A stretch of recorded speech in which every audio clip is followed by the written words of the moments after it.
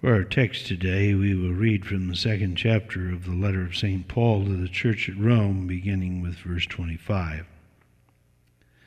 For circumcision verily profiteth if thou keep the law. But if thou be a breaker of the law, thy circumcision is made uncircumcision.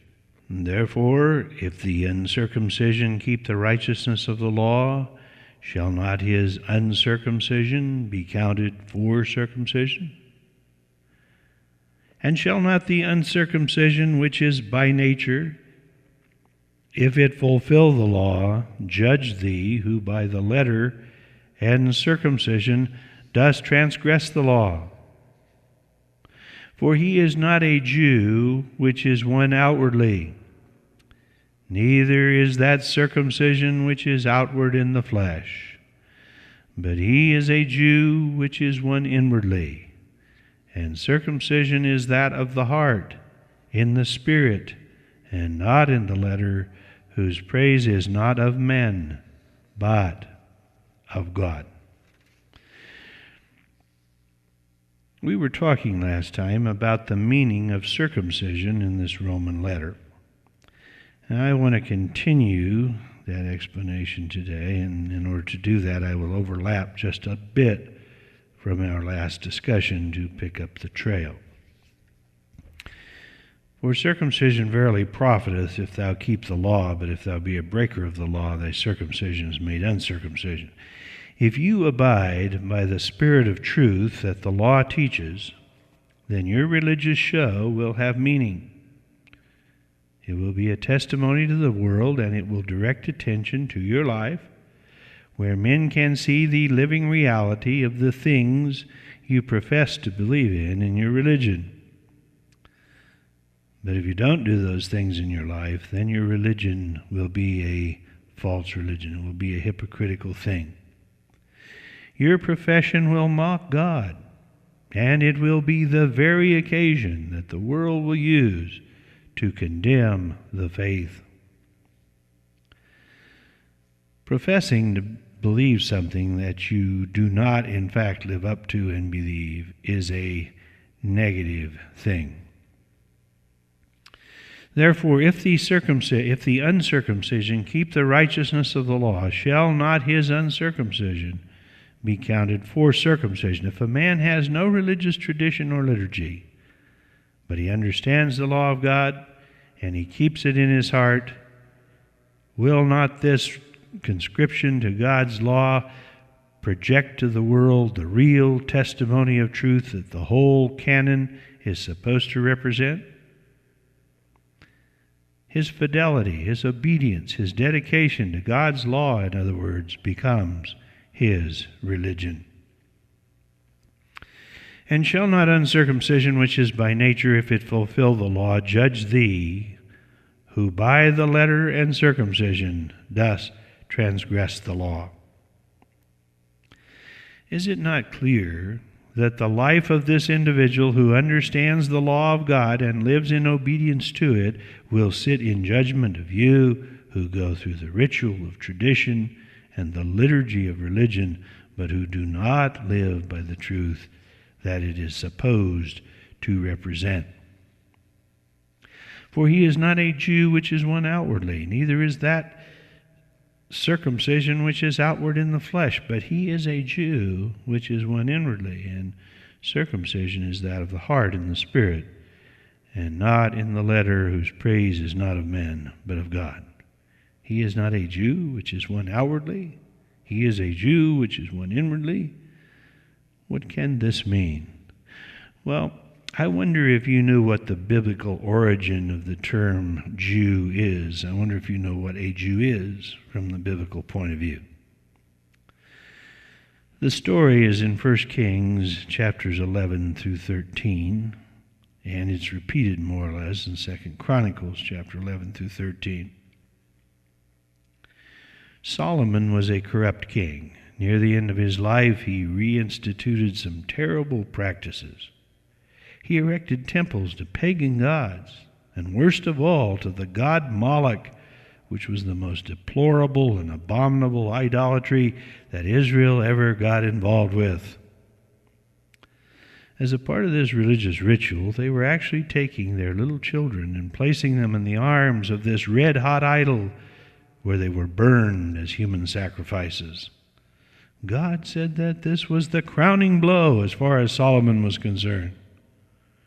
As a consequence, God would take the kingdom away from him. Now in Solomon's court there was a young man named Jeroboam. Jeroboam was not a son of Solomon. He was the son of Nebat, an Ephrathite, and his wife Zeruiah, who was a servant of Solomon. But Jeroboam was known as a devout and sincere man who was vexed with the idolatry and the unfaithfulness of his master. One day, Jeroboam was out in the field. He'd just gotten a new garment, the Bible says, and he was out there walking around to be seen in it, I guess, or whatever reason he was out there. Ahijah, the Shilonite, came out of the tules and grabbed Jeroboam by the garment and tore his new garment in 12 pieces. The old prophet told Jeroboam that in this way God was going to rend the kingdom out of the hand of Solomon and his house, because Solomon had displeased God. Ahijah gave Jeroboam 10 pieces of the torn garment and said that this meant that God was going to give him 10 tribes out of Israel, and that 2 would remain with Rehoboam. Rehoboam was Solomon's son, to whom the kingdom of Israel would naturally fall. Now somehow Solomon found out about this prophecy, and so he went about to kill Jeroboam, who fled to Egypt and took asylum with Shishak, the king of Egypt. Jeroboam stayed there until Solomon had died and Rehoboam was seated as king. When Rehoboam took over, the people of Israel came up to him and said that they needed some relief from the yoke that Solomon in his old age had put on them. The old king had grown senile, cynical, and cantankerous. He taxed the people to death, and he treated them very coldly and cruelly. They petitioned Rehoboam to change this. Rehoboam sought the counsel of the old man, who agreed with the people and recommended that the matter be rectified. But then Rehoboam counseled with the young men. Now these were cronies that he had grown up with. Rehoboam appointed some of them as prophets. Later on he corrupted himself further by appointing some of them as priests against the specific and clear instructions of the law. These young men advised him not to give the people anything or to listen to their cries. They advised him to be hard, to establish his authority, and to take firm charge of the situation and show those people who was boss. They advised him to send Adoram to the people and tell them that Rehoboam's little finger was thicker than his father's thigh. Now, this was more than a threat to increase the tyranny and the oppression of Israel. It was actually a very degrading and dirty little phrase, really, which we won't go into. Adoram went to the people with this smart-aleck little speech, which made them so furious that they stoned him, and they rebelled against Rehoboam. Rehoboam fled back to Jerusalem for refuge and to try to come up with a plan as to what he could do about this rebellion. Meanwhile, the people took Jeroboam and made him king over Israel, leaving Rehoboam as the king of Judah, which consisted of the tribes of Judah and Benjamin. When Rehoboam heard it, he went to Jerusalem and gathered up 180,000 of the crack troops of the kingdom of Judah and Benjamin who had stayed with him, and the other 10, of course, had rebelled. Now with these, he would put down the rebellion and get the 10 tribes back. But while they were plotting their military strategy, Shemaiah, a man of God, appeared on the scene with a message from the Lord. Rehoboam was not to fight to reunite Israel and Judah into one kingdom again. The Israelites were not to fight against their blood brothers. Go back to your homes, Shemaiah said on God's behalf, because this thing is of me, that is of God. This is in 1 Kings chapter 12, verses 22 and 24. There's no opportunity here to go into the testimony of the covenant of promise and its superiority over the covenant to the nation, although it's graphically pictured here. But the simple point was that God wanted this separation to stand, and there was to be no reunion. Well, the kingdom of Israel went bad immediately. Jeroboam, now that he was king, turned from faith in God and began to act out of fear of the people, for fear that Israel would return to Rehoboam. In order to prevent this from happening, he did the very thing for which he criticized Solomon. He made gods of gold and coerced the people to sin. He told them that it was too much for them to go all the way to Jerusalem to worship. He pointed to the golden calves, reminded them that Aaron had made golden Elohims in the wilderness, and said, "Behold thy gods, O Israel, which brought thee out of the land of Egypt." This is in 1 Kings chapter 12, verses 26 through 28. Well, God had decreed that there would be a kingdom of Judah and a light in Jerusalem in the house of David. This was out of respect for David and the ancients and for no other reason. It was not because Judah was righteous. In fact, the kingdom of Judah got so corrupt in the days of Zedekiah that God took it away completely. "Remove the diadem," he said, "and take off the crown. I will overturn it." This whole savory mess that was. "And it shall be no more." In other words, there isn't going to be any more king over my people until he shall come whose right it is. This was the Messiah or the Christ, who is the only one who ever had the right to rule. "And I will give it to him." This is in Ezekiel chapter 21, verses 26 and 27. Well, that is an enormously significant scripture in biblical prophecy, although we simply can't go into it now. But during this period, from Jeroboam until the days of Zedekiah, there continued to be a kingdom of Judah over which the sons of David continued to reign. By contrast to Israel, Judah remained close to the Lord. The term Judah, which was later shortened to Jew in the English, represented those who remained faithful to God when others had rebelled.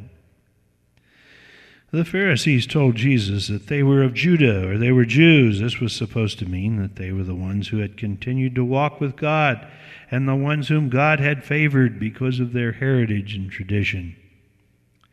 It was a term that had the same impact in the religious world then as fundamental or conservative does today. But over the time, the emphasis was no longer on the fact that they were the ones who remained faithful, but that they were Judah, or Jews, and that they had the history and the tradition of being the closest to God. It was in this heritage, instead of the truth and the God of the truth, that they now placed their confidence.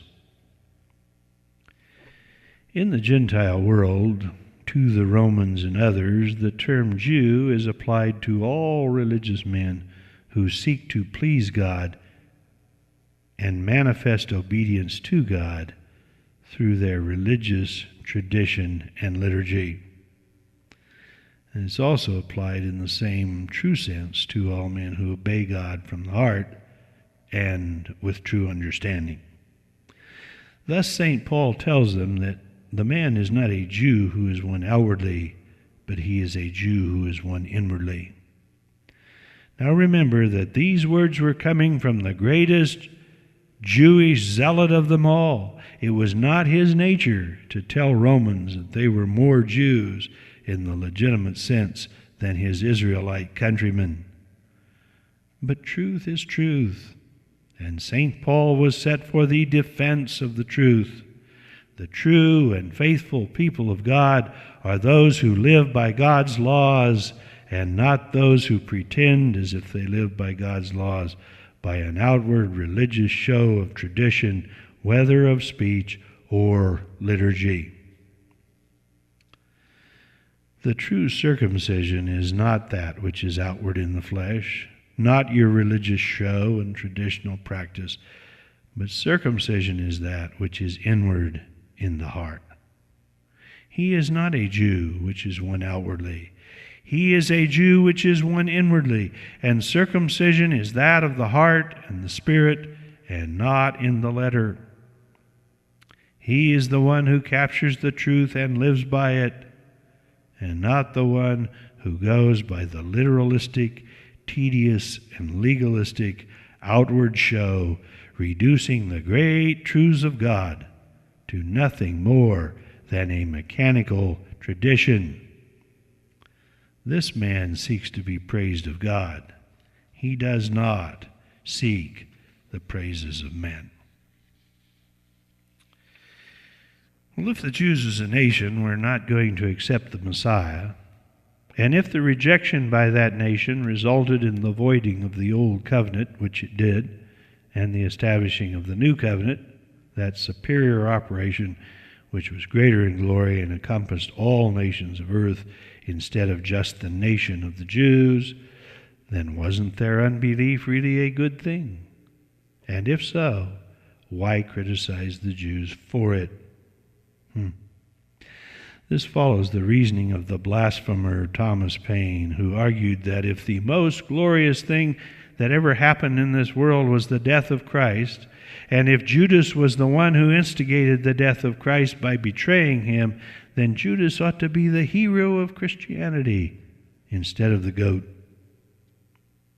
The same logic goes into the question about the unbelief of national Israel. If, in the sovereignty of God, it was planned that the nation of Israel would reject their Messiah so that the covenant of promise could come to all the world, then how could this have been anything but right? Why should there be any criticism of Israel? And why should any glory of being an Israelite remain now that the purpose has been realized? St. Paul rejects such thinking. The fact that God is great enough to make something good out of this situation in no way brings credit to the nation of Israel for their unbelief and for their rejection. We are never entitled to argue that if bad things result in good situations coming to pass, then the evil thing and the perpetrator of it are to be commended. Many of God's people have indulged in this kind of reasoning. Well, I think it was good that I went out and did these inferior things and learned those terrible lessons by experience because something good came from it. I think it must have been my 40 years in the wilderness, so I think it was good that I did that. One day we are going to find out that it was never good that we do wrong. God's grace and the fact that He can bring about something glorious from the evil that we do, notwithstanding, we are never right to claim credit because our wrong was the avenue along which good things came. The very basis of the judgment is that the law of God was violated or that it was kept. That's how the judgment is going to be determined. Now, if the violating of God's law means that we deserve to take credit for having done something good, well, then God could judge no one as being a sinner, and then there would never be a judgment. In His sovereignty, God works everything after the counsels of His own will, and in the final analysis, everything that happened will turn out to the glory of God. But the perpetrator of wrong gets no credit whatsoever. Listen to verse 7. For if the truth of God has more abounded through my lie unto His glory, why yet am I also judged a sinner?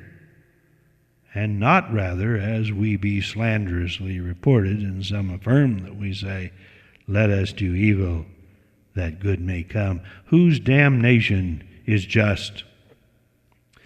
God would not be able to judge me a sinner, said St. Paul, if it were really true that through my misbehavior the grace of God is caused to abound.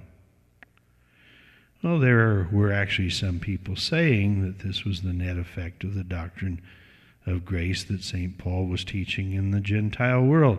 Sin causes the grace of God to abound, so therefore sin is good. No, this is part and parcel of the philosophy of modern theology too, and it's frightening and dismaying to those who understand the truth about God's grace. The frivolousness with which the modern church views evil, well, there's grace with God, and there's forgiveness with God, because of the gracious things that God does, and because the gracious God forgives. We're under grace, we're not under law, and so we can do as we please. This is evident in many churches and doctrines, and even some theologies like Bob George and the people-to-people movement. In the 6th chapter of this book of Romans, we will go into this subject thoroughly. Because we are under grace, shall we go on sinning? The deceit and the problem with that kind of reasoning will then be exposed. But here the issue is limited to the nation of Israel. The apostle says that nothing good can be credited to them for their unbelief and the rejection of the Messiah. Beyond that, there was no advantage to Israel in terms of being righteous in the sight of God. There were temporal benefits, and they were real. The glory was real, the national privilege was real, and the way in which God used them for good in His plan for the ages was real. It was the rejection of God by the nation of Israel that canceled those benefits out. But there really was a benefit, and there really was glory on that mortal level connected with that nation. So what does this mean then in terms of being righteous or acceptable in the sight of God, or in terms of being a value in the sight of God? In verse 9, he phrases the question, what then are we better than they? Now, St. Paul, of course, was a Jew or an Israelite. He was from the tribe of Benjamin, and he was identifying himself with the nation when he asks, are we Jews better than they, the Gentiles? And his answer is, no, in no wise, for we have before proved, both Jews and Gentiles, that they are all under sin. He returns to the doctrine established in the 1st and 2nd chapters to show that man is evil in his heart, that man likes evil companions, and that he only uses religion and sitting in judgment of others to try to put critics off of his trail. But God is not fooled, and this tactic will not succeed. We have proved before, he said. Now, one thing we want to be clear about when it comes to God's demands for righteousness in His relationship with man is this. All people, irrespective of their nationality, origin or tradition or religious heritage, all are in the same condition. They are all under sin. Sin. This means they are all under the burden of it. They are all under the guilt of it. They are all under the corruption of it, and they are all under the condemnation of it. St. Paul cites numerous Old Testament scriptures in which God gives His own word on this.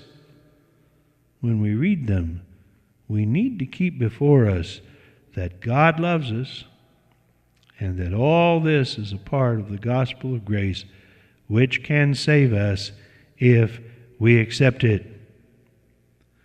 Here is how God sees the character of men and what He has to say about it.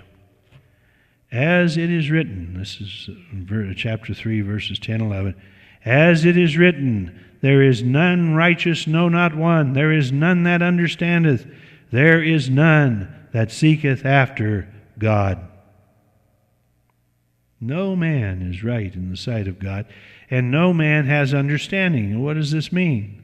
Does it mean that we can't learn to read or to fix the car or how to determine the needs of our children. No, that's not what it means.